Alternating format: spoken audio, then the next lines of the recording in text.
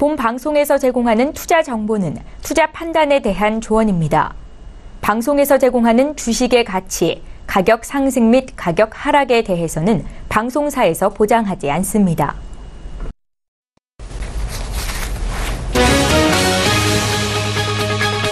헤드라인 뉴스입니다. 지난주 뉴욕 증시는 세제 개편 불확실성에 하락 마감했습니다. 상원의 세제 개편안 추진 과정을 지켜보던 투자자들은 주말을 앞두고 소극적인 모습을 보였습니다. 다우존스 지수는 전날보다 0.43% 하락한 23,358.24포인트의 거래를 마쳤고 S&P 500 지수는 전날보다 0.26% 내린 2,578.85포인트에 기술주 중심의 나스닥 지수는 0.15% 하락한 6,782.79포인트의 장을 마감했습니다. 미국 증시는 이번 주부터 연말 홀리데이 시즌에 들어갑니다. 오는 23일은 추수감사절을 맞아 휴장하고 24일에도 거래를 일찍 끝냅니다. 통상 추수감사절은 소비자들의 소비가 큰 폭으로 늘어나는 시기로 증시에도 호재가 돼 기대감이 높아지고 있습니다. 다만 일부 전문가들은 온라인 쇼핑 비중이 늘어나면서 전통적인 소매 판매 업체들의 추수감사절 판매는 예상보다 부진할 수 있다고 진단했습니다. 지난주 유럽 주요 증시는 소폭 하락했습니다. 영국 런던 증시의 FTSE 100 지수는 전일 종가보다 0.08% 내린 7,380.68포인트로 마감했습니다. 독일 프랑크푸르트 증시의 닥스 30 지수는 전일 종가 대비 0.41% 하락한 12,993.73포인트에 프랑스 파리 증시의 까크 40 지수는 0.32% 하락한 5,319.17포인트로 각각 거래를 마쳤습니다. 국제유가가 2주 내 최저치에서 반등했지만 주간으로는 하락을 기록했습니다. 뉴욕 상업거래소에서 12월분 서부 텍사스산 원유는 전일 대비 배럴당 2.6% 오른 56.55달러로 거래를 마쳤습니다. 런던 선물거래소에서 1월분 북해산 브렌트유는 전일 대비 배럴당 2.2% 상승한 62.72달러로 장을 끝냈습니다. 유가는 이번 주 미국의 주간 원유 재고량 증가와 원유 생산량 증가, 글로벌 수요 전망치 하향에 따른 우려로 인해 약세를 보였습니다.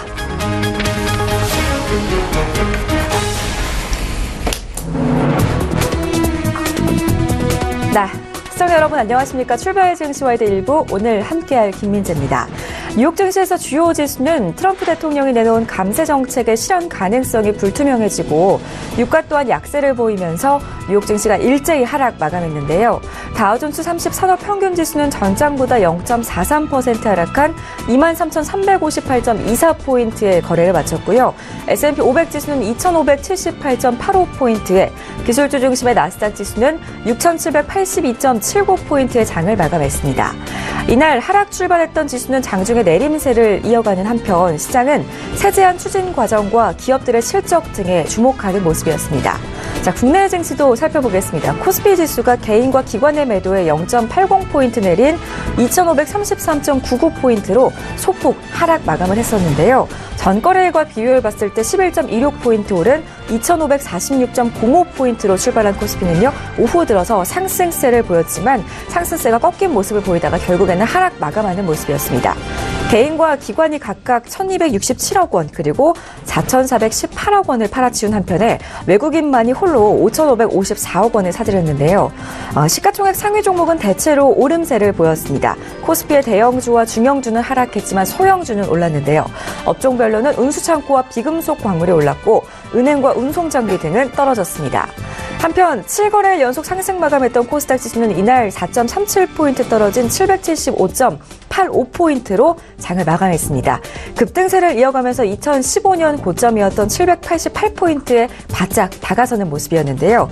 셀트리온 세계 계열사와 신라젠 등 바이오 주식이 시장 상승을 이끌면서 대형주 상승장에서 소외됐던 중소형주의 빠른 순환도 코스닥 지수 상승에 힘을 보태는 모습이었습니다. 자, 오늘은 어떤 움직임으로 시장이 흘러갈지 저희 출발 증시와이드와 함께 해보시기 바라겠습니다. 출발 증시와이드 1부 지금 시작합니다.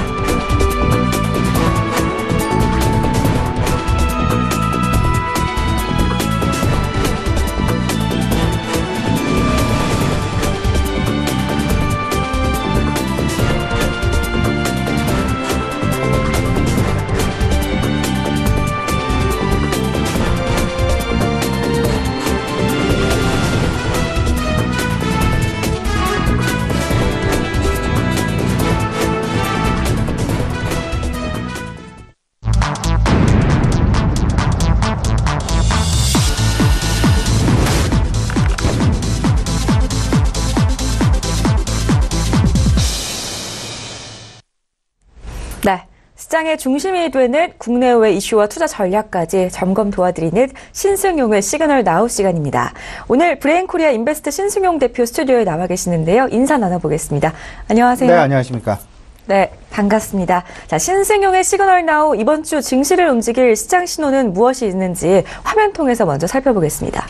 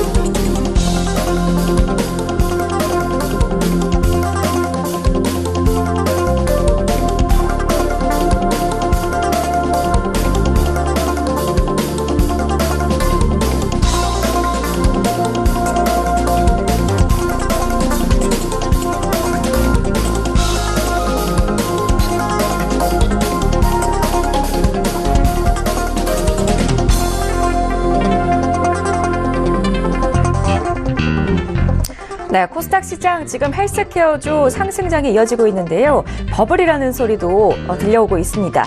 논란이 계속되고 있는 가운데 랠리를 이어갈지 짚어드리겠습니다. 한중 관계가 개선되고 있는데요. 이와 관련해서 중국 관련주들 투자 전략 어떻게 세워야 하는지 짚어드리겠습니다. 원달러 환율 하락세를 나타내고 있는 가운데 수출주에 미치는 영향이 어느 정도까지인지 함께 체크해 보겠습니다. 연말 소비 시즌이 임박 다가오고 있는데요. 증시에 훈풍이 불어올지도 함께 체크해 보겠습니다. 네, 첫 번째 이슈부터 우리 신승용 대표와 함께 짚어보도록 하겠습니다. 지난주는 코스닥 시장이 참 뜨거운 한 주였습니다. 자세한 시장 이슈 짚어보기 전에 먼저 지난주 국내 증시 주요 사항 점검과 함께 이번 주에 주목해야 할 이슈들 어떤 것들이 있는지 대표님과 함께 이야기 나눠보겠습니다. 네, 일단 지난주 가장 크게 우리가 생각을 해야 될 부분은 코스피 시장의 어떤 그 소외 내지는 외면 현상, 반면에 코스닥 시장으로의 쏠림 현상. 물론 지난 금요일에 나타났었던 코스피 시장의 상승세, 반면 코스닥 시장의 하락과는 조금 좀 다른 이야기가 될 수는 있겠습니다만은 지난주를 전체적으로 평균적으로 그리고 상당히 이제 그 중요도를 중심으로 좀 생각을 해본다라면 코스닥 시장으로의 쏠림 현상은 어느 누구도 부정할 수 없다라는 부분 말씀을 드릴 수 있을 것 같습니다. 주간 전체로 살펴봤더니요. 코스피 시장의 상승률은 오히려 0.35% 하락을 하면서 2,533포인트, 소위 말하는 2,500선 지키기에 안간힘을 다했다라고도 평가가 가능할 수 있을 것 같고요. 코스닥 시장 같은 경우는 무려 7.74%의 상승. 지난 주말, 그러니까 지지난 주말이었죠. 720포인트에 마감했었던 코스닥 지수 775포인트를 넘어서면서 마감을 하는 소위 말 55포인트 이상의 급등세를 나타내주는 그런 모습이 나타났었다. 물론 여기에는 여러 가지 다양한 의견들이 많이 나오고 있습니다. 특히나 헬스케어 업종으로의 어떤 그 쏠림 현상, 이런 부분을 놓고 실질적으로 코스닥 시장의 전반적인 상승의 의미를 부여할 수 있을 수 있겠느냐의 여부에 또 한편 시장 내 이슈 제기가 가능하지 않을까라는 그런 생각도 들고 있고요. 반면에 거꾸로 이제 그 대형주와 중소형주 사이에서 서로 간의 그 모멘텀의 이동 과정 속에서 나타나는 코스닥 시장으로의 수급 쏠림 현상, 이 부분을 부인할 수는 없지 않겠느냐라는 부분. 특히나 3분기 실적 시즌이 마무리가 되면서 소위 말하는 시장에서의 관심 그리고 모멘텀의 중심은 정부 정책과 그리고 경제 지표로 쏠릴 수밖에 없을 텐데요. 특히나 경제 지표 같은 경우는 대형주의 움직임에 상당 부분 많은 영향을 미칠 수밖에 없을 것 같고요. 정부 정책 같은 경우에는 중소형주에 상당히 크게 영향을 미칠 수밖에 없지 않겠느냐라는 부분 꼭 좀 마음속에 두셔야 될 것 같습니다. 이런 과정들 속에서 중소형주, 특히나 코스닥에 많이 포진되어 있는 중소형주 같은 경우에는 연말로 갈수록 정책 모멘텀이 계속해서 부각이 되고 있다라는 부분. 소위 말하는 기관의 수급 개선 부분과 그리고 정부 정책과 관련된 모멘텀 부분들, 이런 부분들이 가세를 하면서 전체적인 시장, 물론 금요일에는 다소간의 조정을 보였습니다만 오히려 저는 이렇게 말씀을 드리고 싶습니다.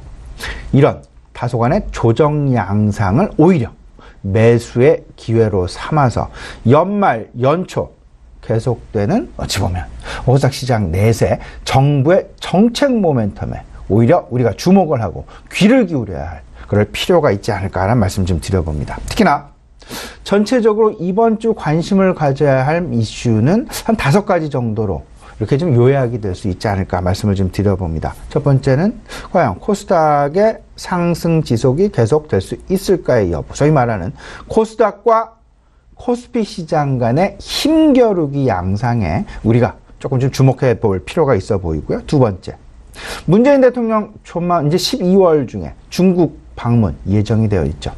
또 다른 중국 관련 경제 협력과 관련된 모멘텀 미리부터 시장 내 다가올 가능성이 있다. 사드 보복의 해빙과 관련된 모멘텀 이후 다시금 중국을 찾아가는 문재인 대통령, 이로 인한 중국과의 경제 협력 그리고 상생과 관련된 어떤 그 중국과 관련된 모멘텀 분명히 시장 내 다시금 재부각될 가능성이 상당 부분 높다라는 부분 생각을 해보시고요.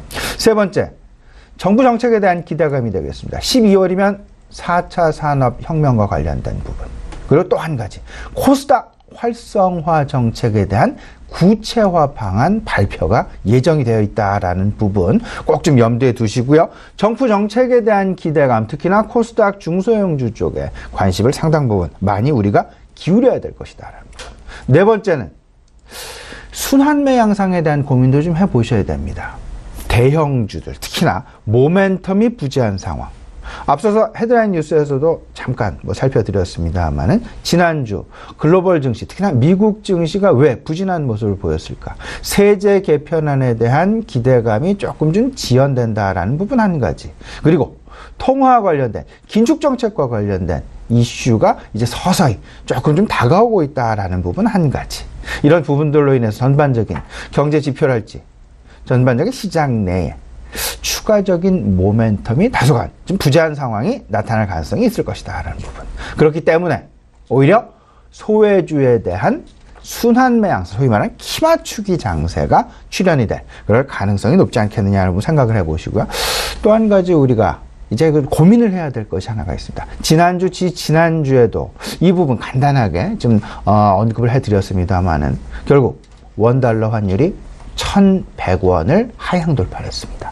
그러면 결국은 원화의 상대적인 강세를 이야기를 하고 있는데요. 주변 대국, 일본의 엔화 대비, 그리고 중국의 위안화 대비, 우리나라의 원화의 절상률은 7%가 9% 가까이 나타나게 되면서 주변국들의 그 환율 절상률에 비해서 한 2배 이상 그 환율 절상의 속도가 상당 부분 빠르게 나타나고 있습니다. 이로 인한 다양한 어떤 그 파급 경로, 경제로에 미치는 파급 경로 같이 한번 생각을 해 보시고요. 소위 말하는 결론적으로는 수출주에 관련 부담이 될 수 있을지 없을지에 대한 여부까지도 아마 이번 주 상당 부분 어떤 그 변곡점이 될 가능성이 있을 수 있다라는 가정하에서 수출주에 대한 어떤 그 투자, 접근 해보셔야 되지 않을까 말씀드립니다. 네, 11월 넷째 주 첫 거래일이 이제 시작이 됐기 때문에 지난주 금요일 잠시 조정을 받았던 마지막 거래일까지의 상황들 짚어주셨고요. 이번 주는 정부의 정책 모멘텀에 더욱더 주목해보자라는 말씀이셨습니다. 자, 두 번째 이슈 짚어보겠습니다. 코스닥 지수가 연일 파죽지세로 강세를 보이고 있는데요. 이와 함께 이제 대형 바이오 종목을 중심으로 한 단기 과열 우려도 제기가 되고 있는 상황입니다.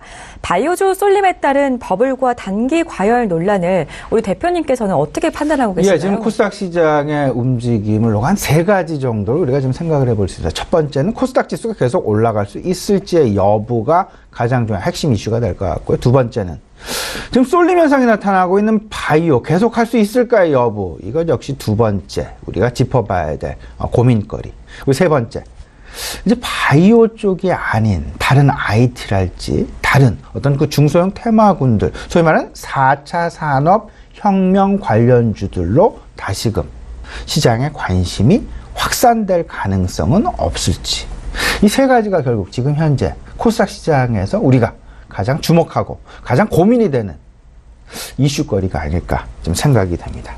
일단 코스닥 시장으로의 어떤 그 관심 집중 현상, 시장 내 이미 글로벌 시장 내에서도요, 그 패러다임은 이미 변화가 하고 있다라는 부분을 우리가 눈치챌 수 있지 않을까 말씀을 좀 드려봅니다. 일단 코스닥 시장 775포인트를 넘어섰죠. 물론 지난 금요일에는 일시적인 단기적인 조정, 물론 너무나 빠르게 너무나 급하게 코스닥의 상승세가 나타났기에 숨고르기 양상도 당연히 필요한 그런 때가 되었다라는 부분. 그러면 여기서 코스닥 시장이 정점을 이루고 다시 원위치 제자리로 하락을 할 것이냐, 아니면 조정 양상을 거친 후에 800포인트를 넘어서 900포인트, 1000포인트까지 상승 행진을 계속할 수 있겠느냐의 여부. 그리고 이렇게 상승을 하게 된다면 그 주도 역할은 어떤 업종에서 하게 될 것이며, 주도 업종이 나타나지 않는다라면 순환매 양상은 어떤 모습으로 보여지게 될까? 그거에 맞춰서 우리는 투자 전략을 좀 살펴봐야 될 것 같은데요. 일단 코스닥 시장이 활성화될 수 있는 가장 큰 배경, 일단 3박자가 지금 현재는 고루 맞춰져 있습니다. 그렇기 때문에 추가적인 상승의 기대를 한껏 높여도 전혀 무리가 없지 않을까라는 말씀, 조금 우리 시청자 여러분께 좀 자신 있게 말씀을 좀 드릴 수 있지 않을까 생각이 됩니다. 첫 번째, 정책적인 모멘텀. 그리고 두 번째, 실적과 관련된 모멘텀. 세 번째, 수급과 관련된 모멘텀. 그래서 가장 중요하게 역할을 해주었던, 그런 소위 말하는 촉매제 역할을 해주었던 것은 정부 정책이다라는 그런 생각이 좀 많이 듭니다. 정부 정책을 중심으로 전체적인 시장의 수급의 물꼬를 틀어주면서 수급의 개선을 야기시켰고, 이제 결국 총론은 정부가 만들어냈습니다. 그래서 수급 개선이라는 그림으로 총론을 만들어냈죠. 이제 강론이 문제가 되겠습니다. 디테일한 어떤 그 세부적인 수급 개선의 방향과, 그리고 업종의 고른 업종별 확산 여부, 정부 정책에 달려있다. 연말, 저는 특히나 4차 산업혁명위원, 대통령 직속기구죠. 4차 산업혁명위원회의 앞으로의 향후 로드맵에 상당 부분 관심을 가지고 있다라고 말씀을 드릴 수 있을 것 같은데, 이 부분에서 특히나 앞으로 지금 현재까지 나타나고 있는 바이오 제약 쪽으로의 쏠림 현상이 완화 내지는 파업 쪽으로 확산이 될 수 있는 상당히 중요한 계기가 될 수밖에 없게 될 것이고, 또 한 가지, 기관의 수급은 점차 중소형 펀드의 새로운 출시, 앞으로 상당 부분 많이 나타나지 않을까 말씀을 좀 드릴 수 있을 것 같습니다. 중소형 펀드의 새로운 출시는 결국은 시장 내 수급을 선순환 고리로 만들어내면서 수급의 개선을 유발시키게 되고, 이 수급의 개선은 또 다른 추가적인 저 종목의 어떤 그 상승을 만들어낼 수 있다라는 부분. 여기에 펀더멘탈 역시 코스피 시장에 비해서 뒤지지 않고 오히려 앞서 나갈 수밖에 없는 그런 상황이다. 코스닥 시장의 이익 증가율 전망치가 오히려 2018년 27%, 28년은 20%의 증가세를 보일 것이다 라는 전망, 우리가 참조를 본다라 하면 결코 코스피 시장의 상승률 26%죠. 올해 들어서 지금 현재 코스닥 시장의 상승이 약 한 16% 정도밖에 안 됩니다. 이 부분 앞으로 10% 내외 추가적인 상승 얼마든지 가능하고요. 여기에 정책적인 모멘텀이 가세하고 수급이 가세하고 그리고 펀더멘탈까지 가세를 한다라면 지속적인 상승 가능하지 않을까 말씀을 좀 드려볼 수 있을 것 같습니다. 또 한 가지 있죠.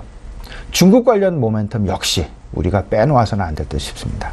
전반적인 중국 관련 모멘텀, 코스닥 시장에도 있고 코스피 시장에도 있지만 특히나 코스닥 시장으로의 중소형주 모멘텀에서 차지하고 있는 중국 관련주에 대한 추가적인 상승 기대감 부분, 한껏 우리들이 시장 내 기대감을 높일 수 있는 그런 모습들 보여줄 수 있지 않나. 결국에는 바이오주로의 쏠림 현상이 지금 현재 뭐 다들 알고 계시죠?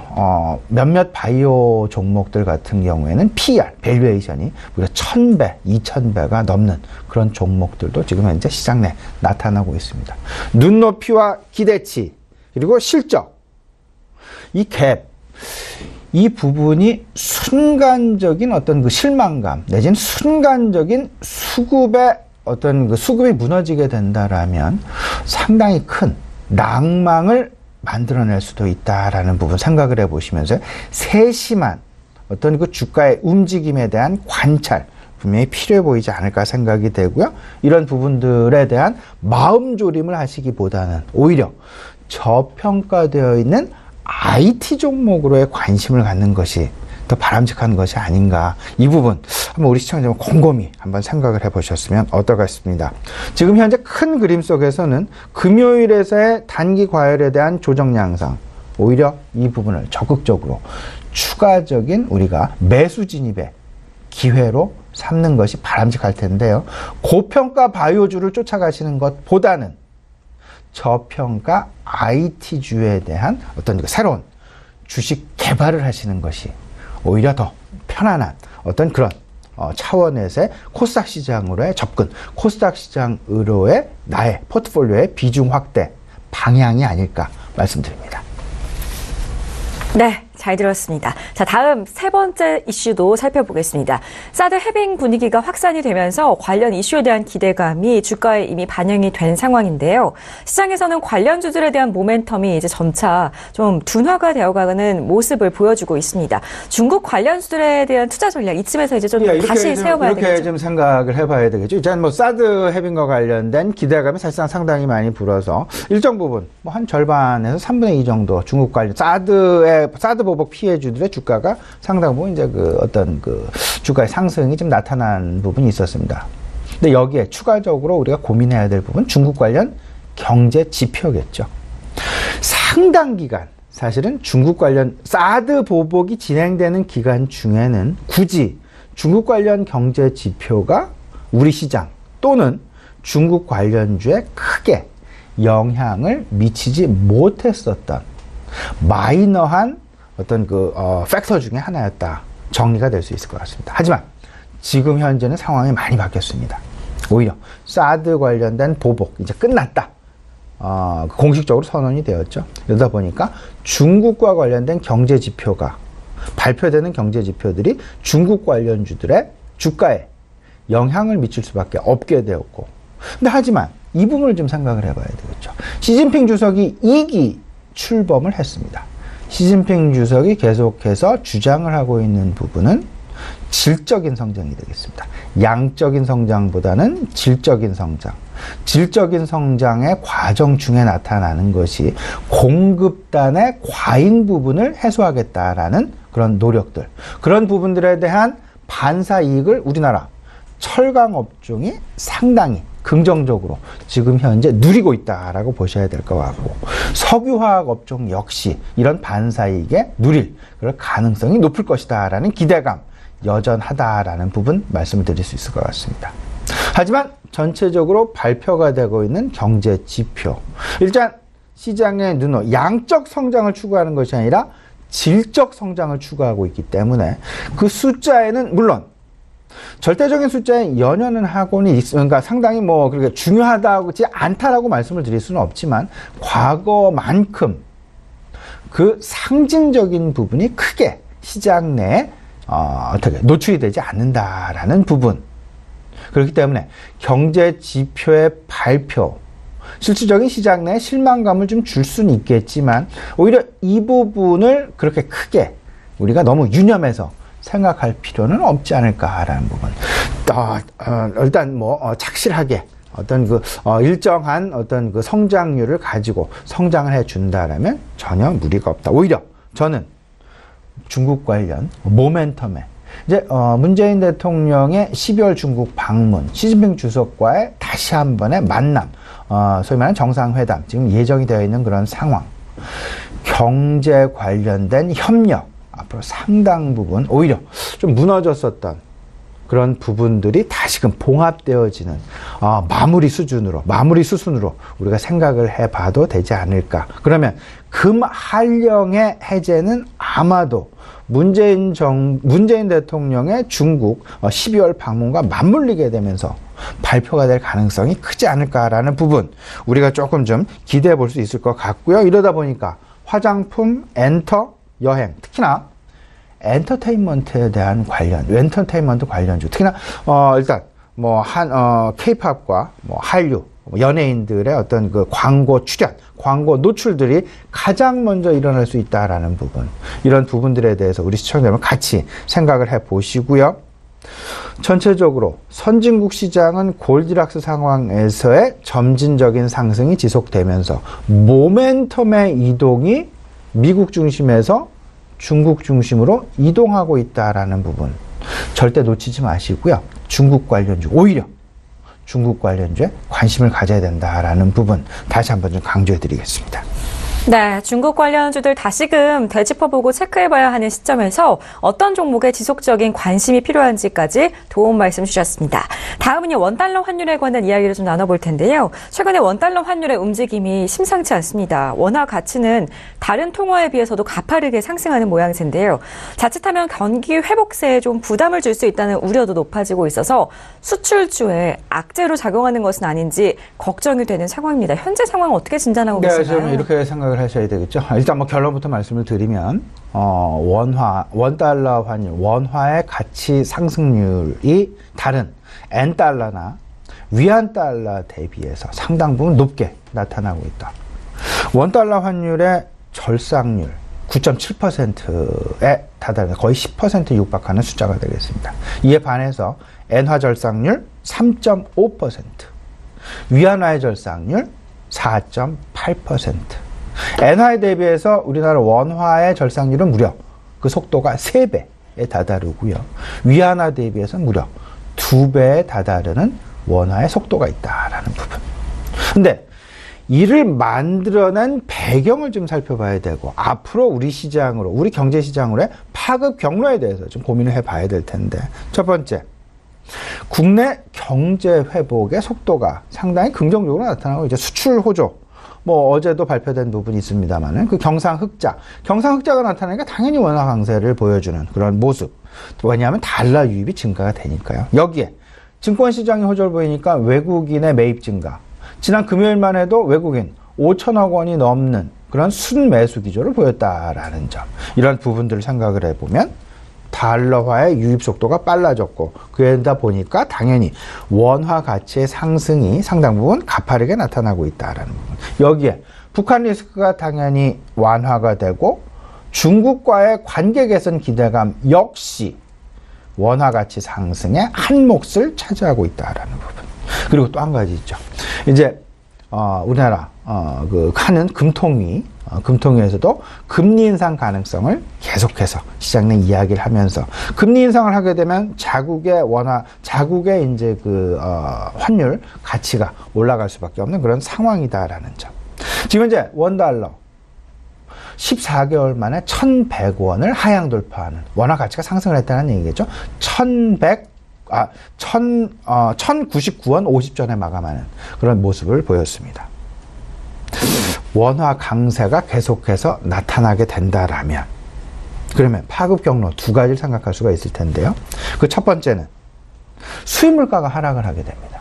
수입 물가가 하락을 하게 되면 우리나라 물가 상승률의 하향화, 이 부분을 안정화라고 이야기하기보다는 지금 현재 오히려 물가 상승률 목표치를 최소한 2% 이상을 유지하려는 정부의 노력, 통화당국의 노력을 생각을 해봤을 때, 오히려 그 노력이 한순간에 원화 가치의 상승에 따른 수입 물가의 하락으로 인해서 물거품이 될 가능성도 우리가 전혀 배제할 수 없다라는 부분.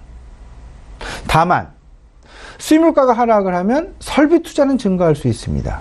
왜냐하면 설비 투자와 관련된 수입품에 대한 가격이 하락하기 때문에 그만큼 수입량이 늘어날 수 있겠죠.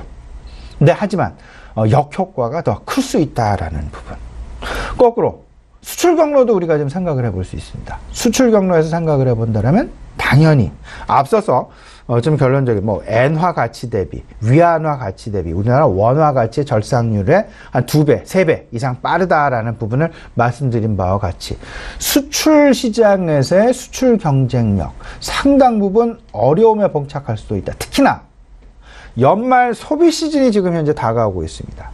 연말 소비 시즌이 다가오고 있는 상황 속에서 우리나라 원화 가치의 상승으로 인한 수출 경쟁력이 둔화가 된다라는 이야기는 그만큼 해외에서 우리나라 제품을 매출에 기여할 수 있는 그런 부분을 감소시킬 수 있다라는 부담감으로 좀 해석해 볼 필요가 있어 보이고요. 이번 주 내내 환율의 움직임 좀 생각을 해봐야 될 것 같고요. 가장 오히려 국제 유가의 움직임보다도 거시 변수 중에서 가장 우리가 주목해서 살펴봐야 될 거시 변수 중에 하나가 환율일 수 있다라는 부분 꼭 좀 염두에 두셔야 될 것 같습니다.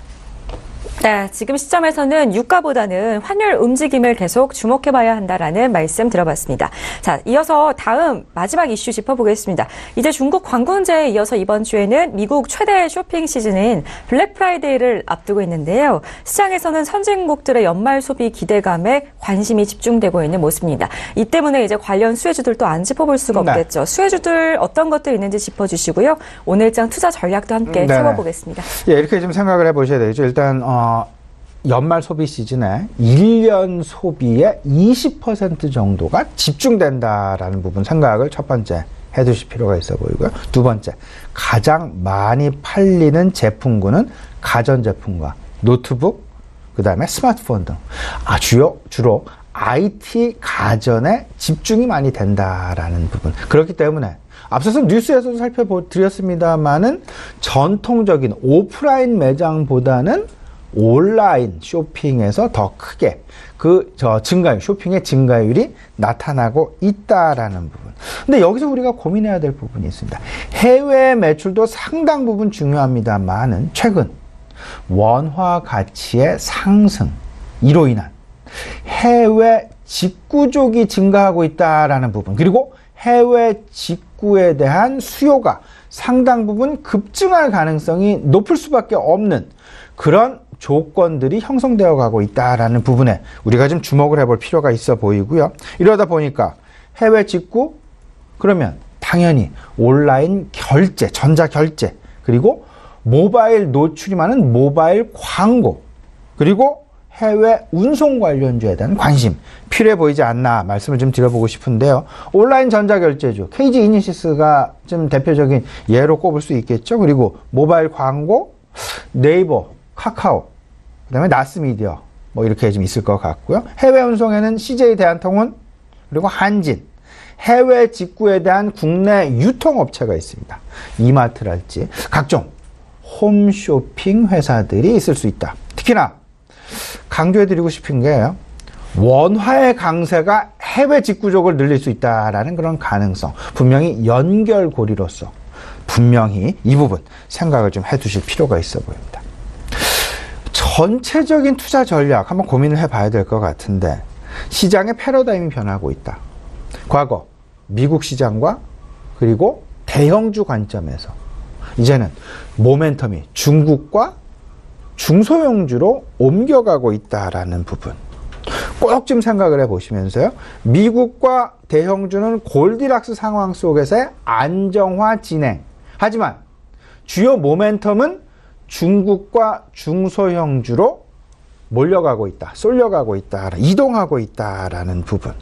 일단 실적 시즌이 종료가 됐습니다. 그러다 보면 실적 모멘텀이 당연히 둔화가 될 수밖에 없을 것이고 그러면 모멘텀을 찾아 나서야 될 텐데 사드가 종료되고 문재인 대통령이 중국 방문을 하면서 중국 관련주에 대한 모멘텀이 크게 부각이 될 수밖에 없고 정부의 코스닥 활성화 정책 이 부분으로 해서 코스닥으로의 쏠림 현상. 근데 코스닥으로의 쏠림 현상은 제약이나 바이오 등 고평가주보다는 제 개인적인 판단으로는 저평가 IT 주로의 확산 가능성을 염두에 둔 상황에서 오히려 좀 길목 지키기를 하는 것이 좀 낫지 않겠느냐라는 생각. 그리고 네 번째, 연말, 연시, 그러면 배당 관련주와 소비 관련주, 특히나 해외 직구와 관련된 원화 가치의 상승에 따른 해외 직구와 관련된 그런 업종군들에 대한 그런 관심이 분명히 필요해 보인다라는 부분까지 아울러서 우리 시청자 여러분과 같이 좀 공유를 하고 우리 시청자 여러분과 같이 한번 생각을 해봤으면 어떨까 싶습니다. 네, 원화 가치 상승으로 인해서 해외 직구에 관심이 높아지고 있는 가운데 그중에서도 온라인에서의 소비가 증가하는 추세여서 이와 관련한 종목들, 온라인 전자결제와 해외 운송 관련주들에도 눈을 돌려보라는 도움 말씀 주셨고요. 저평가 IT주 오늘 계속 강조해주고 계시는데 이 또한 참고하셔서 투자에 활용해 보시기 바라겠습니다. 자, 지금까지 브레인코리아 인베스트의 신승용 대표와 이 시간 함께했습니다. 도움 말씀 고맙습니다.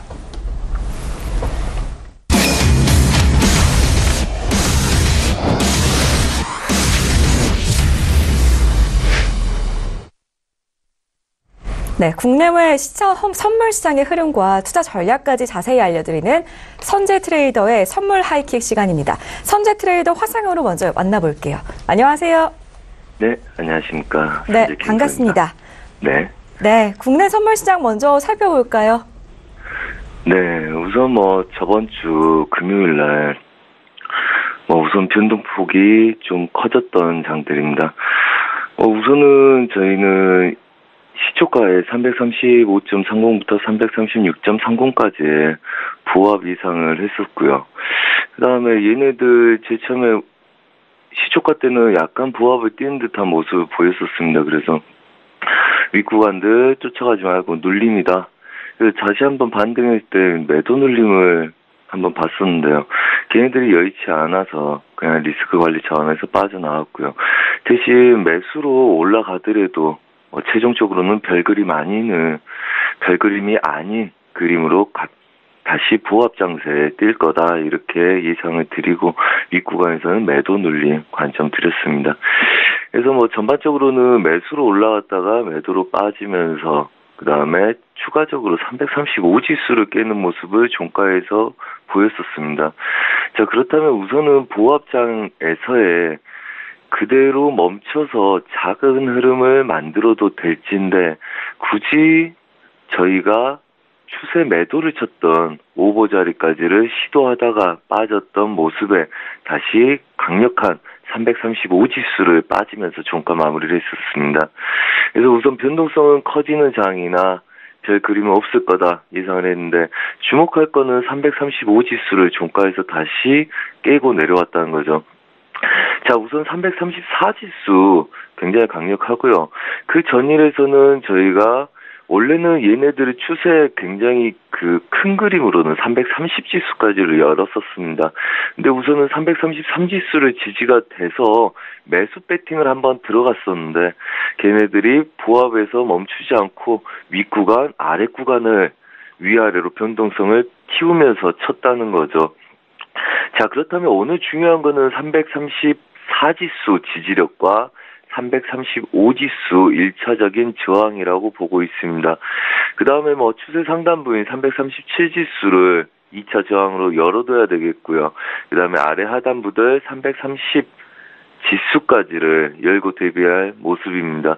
자, 그렇다면 좀 관망하면서 330지수를 오는지 아니면 337지수까지 2차, 그러니까 1차 작은 부합이 아니라 2차 큰 부합 저항에서의 변동성을 예상해서 대비하는 게 좀 더 유용하다 이렇게 말씀을 드리겠고요. 실제적으로 오늘 2차 저항까지를 바로 가는 월요일날 변동성을 보기는 오전부터 이르기 때문에 오늘 스캘핑 단타 매매를 하실 분들은 334지수 지지력 확보에 염두를 기하면서 보시라 이렇게 말씀드리겠습니다. 한마디로 우리가 추세 매도를 쳤을 때 중간에서 아직 찍지 못한 자리를 찍으려는 움직임이 아닌가 하는 의심을 하면서 매매에 대응해야 되겠다는 생각이고요. 저희도 오전장에는 단타 위주의 전략을 펼치면서 롱포는 좀 어느 정도는 관망을 하면서 지켜본 이후에 대응을 할 생각을 하고 있습니다. 네, 국내 선물 지수 시장 대응 방법 지수 자세히 짚어드렸으니까요. 이제 해외 선물 시장도 부탁드릴게요. 네, 해외 선물 시장 잠깐 보겠습니다. 자, 해외 선물 시장 주목할 만한 게 유가와 그다음에 달러 인덱스입니다.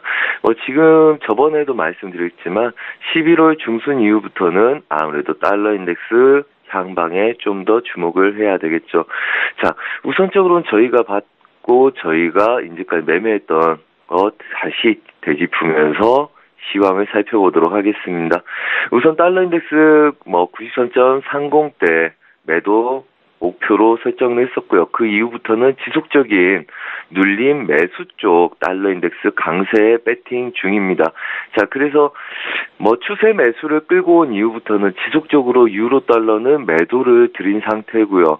저번 주 1.18400 최고가 기준으로 삼고 다시 한번 재매도를 또 드렸습니다. 그래서 오늘 갭으로 1.1790대를 빠지는 모습이고요. 그래서 유로 달러는 굉장히 저희한테 이롭게 흘러가고 있다. 그래서 지속적인 큰 수익을 내고 있다. 이렇게 보시면 되고요. 자, 그렇다면 예상 지지력들은 여전히 저번에 말씀드렸습니다. 1.1700대 저번에 1차 목표, 큰 추세의 1차 목표와 2차 목표가 있었는데 2차 목표에서는 매도로 돌려서 다시 1차 목표까지 끌고 가는 형태의 포지션을 저희가 취하고 있고요. 그렇다면 1.1700대까지를 가능성을 열고 볼 생각이고 오늘부터 뒤에서 익절을 따라잡은 모습을 보이면서 대응을 하시면 큰 무리가 없을 거다. 그 다음에 이 추세 지지력들 1.1720대부터는 좀 더 조심하셔야 되겠죠. 그래서 뒤에서 익절 따라잡고 수익을 확보해 가면서 마무리 지으면 되실 것 같고요. 이미 예상 저항은 이제 시초가 시작되기 전에 보낸 거기 때문에 오늘 갭으로 빠져서 추세가 났기 때문에 약간 하자면 1.17900까지를 낮춰서 예상 저항을 좀 수정해서 전략을 세우시면 별 무리 없으시겠다 이렇게 말씀드리겠습니다. 자, 그리고 크루드오일 좀 보겠습니다. 자, 크루드오일은 오늘 서울경제 11시부터 새벽 1시까지 또 스튜디오에서 생방송 진행을 하는데요. 그때 좀 더 디테일한 도움을 받으시면 좋을 것 같고요. 우선은 큰 그림을 이렇게 설명을 드렸었습니다. 49.90까지 밀렸다가 여기서 매수 쪽으로 다시 올라가서 출렁거리다 고가까지 테스트한다. 자, 근데 중요한 건 이겁니다. 금요일날 제가 우선은 매도 관점이 생긴 것 같아서 제가 이 구간 매수로 크게 못 먹을 수도 있기 때문에 익절을 잡고 배팅을 하라고 말씀드렸고요. 한마디로 55.65가 안착을 해야지 매수로 홀딩할 수 있다. 대신 위아래 보합으로 갇혀서 한 번 더 눌렸다 갈 관점이 보이기 때문에 다들 조심하라 해서 지속적으로 저희가 55.20부터 55.00 사이에서 매수를 잡았던 아이들을 익절을 하셨던지 아니면 지속적으로 못 끌고 갔을 가능성이 높습니다. 그거에 대해서 약간 좀 아쉽다는 생각이 들고요. 우선 저도 그거에 대한 애매한 구간에 대한 포지션을 제가 책임을 지겠다 말씀드렸고, 물론 큰 수익을 내고 지속적으로 저희가 변곡을 잡았기 때문에 그에 대한 아쉬움이죠. 제가 잘못한 게 아니라. 그래서 아마 크게 먹었어야 될 구간을 못 먹었을 수도 있겠다 하는 아쉬움은 생기나 전반적으로 우리가 수익 구간에서 익절 잡고 끌고 가는 거였기 때문에 별 무리는 없었을 거다 이렇게 생각이 듭니다. 단 오늘은 그렇다면 최대치 칠 수 있는 구간이 56.80 그다음에 57불 이상을 바로 넘어가기는 어렵다고 봅니다. 타이밍도 저희가 좀 빨라서 그렇게 생각을 하고 있고요. 그 이야기는 뭐냐? 지금 오펙 결정이 감산 연장에 대한 결정이 30일 날 있을 거다 이렇게 예상을 하고 있습니다. 그렇다면 그 기간 안에 지금 한 2주가 남았는데 그 기간 동안 부합을 뛰다가 돌파 예상을 했었는데 그게 조금 템포가 더 빨랐던 걸로 예상이 들고요. 그렇다면 바로 고가를 높이기는 어려울 거라고 봅니다.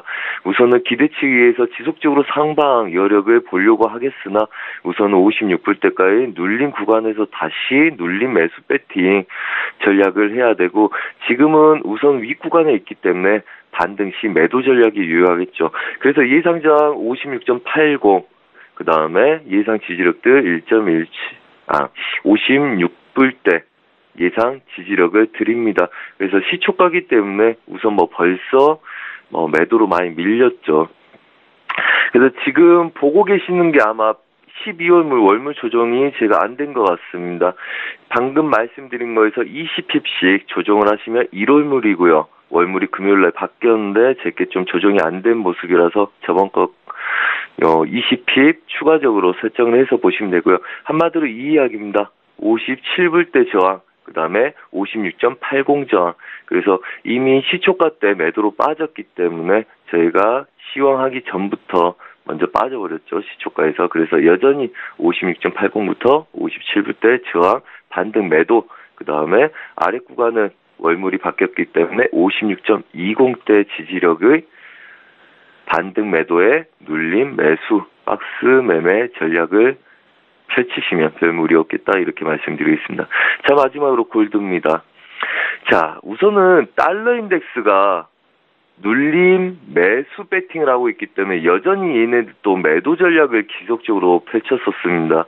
그래서 저희가 자기 전에 마지막으로 이 구간들 매도 전략을 펼쳤었는데요. 익절이 돼버린 구간이고 오늘 유로달러는 아까 봤듯이 엄청난 대박 수익을 주고 있죠. 하지만 골드는 그렇지 못하고 있는 상황입니다. 익절이 된 상태에서 지지를 하고 그 다음에 고가를 더 높인 상태죠. 그렇다면 오늘은 저항 볼 수가 있겠고요. 자, 그렇다면 1300까지 최대 저항을 열고요. 그 다음에 1290까지 이 구간 추세 지지력까지의 부합을 열면서 얘네들은 지지력 확인 매수, 그 다음에 반등 시에는 저항 매도, 한마디로 박스 보합이긴 하나 우선은 유로달러와 다르리 얘네들은 돌파 구간이 있기 때문에 아래 구간 1290대 지지력 매수 확인도 유효하다 이렇게 말씀을 드리겠습니다. 여튼 달러 인덱스는 저희가 예상한 대로 흐르고 있고 그거에 대해서 달러의 눈치를 보는 골드 자체는 우선은 시기에 대한 흐름 느림, 그 다음에 달러에 대한 불명확성 때문에 우선은 골드가 다시 고개를 들면서 변동성을 주고 있는 모습입니다. 여전히 변동성 크지만 주력 그림은 아니라고 보고 있고요. 달러 인덱스에 주목하면서 유로 달러 위주의 배팅과 그 다음에 크루드 오일의 보합 구간 지지력 저항 확인 매수 매도 전략을 펼치면 해외 선물 매매도 그닥 큰 어려움은 없을 거다 이렇게 말씀을 드리고 마감을 하도록 하겠습니다. 네, 해외 선물상에서의 상품들 대응 전략까지 도움 말씀 주셨습니다. 지금까지 선재 트레이더와 함께했습니다. 고맙습니다. 네, 감사합니다. 자, 출발 증시와의 1부 시간 여기서 마치고요. 잠시 뒤 2부 시간으로 돌아오겠습니다. 2부 시간에는요. 시청자 여러분의 종목 상담까지 도와드릴 건데요. 샵 0082번으로 지금 바로 문자 보내주시면 되겠고요. 건당 100원의 정보 이용료가 부과됩니다. 저는 잠시 뒤 1부로 돌아오겠습니다. 고맙습니다.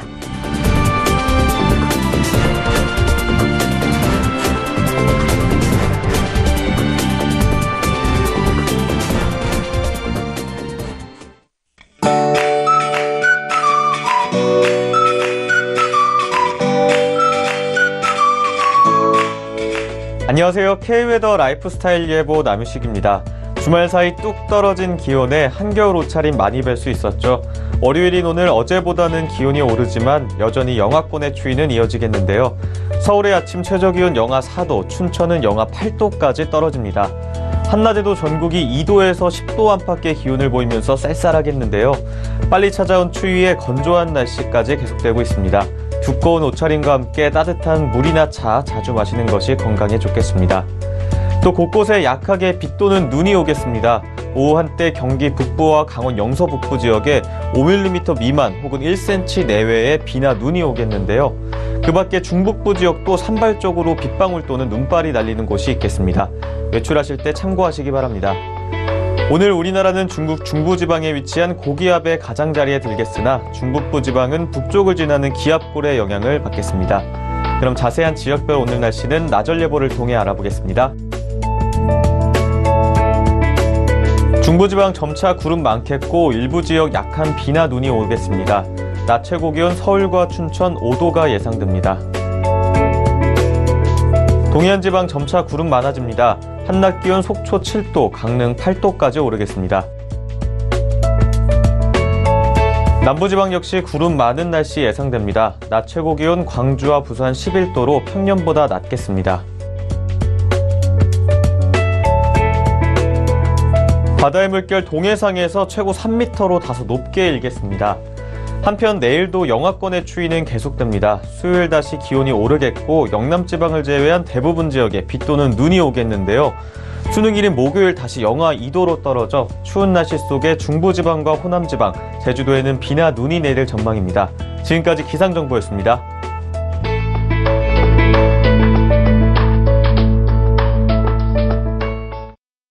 본 방송에서 제공하는 투자 정보는 투자 판단에 대한 조언입니다. 방송에서 제공하는 주식의 가치, 가격 상승 및 가격 하락에 대해서는 방송사에서 보장하지 않습니다.